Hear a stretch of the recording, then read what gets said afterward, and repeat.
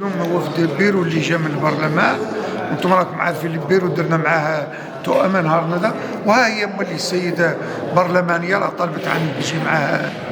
تجي معاهم تؤم ومولي في مدينه ثانيه، وراه السيد السفير اللي يتكلف باش الى هذا الله نديروا معاهم تؤمه ثانيه.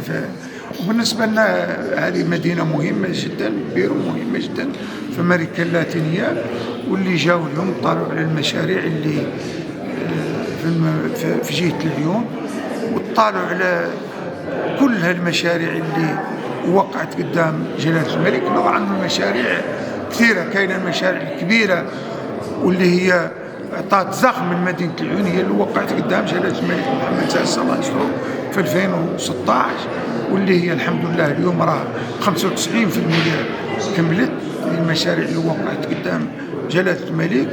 عطيناهم المشاريع الأخرى اللي كانت حتى هي نضع أن المغرب استقل من 75 مدينة العيون، وشرحنا لهم العمل في مدينة العيون كله اللي سقساو عليه، ومشاو فرحانين، وهم مأيدين الحكم الذاتي تحت السيادة المغربية 100%، وهذا مهم لنا بزاف.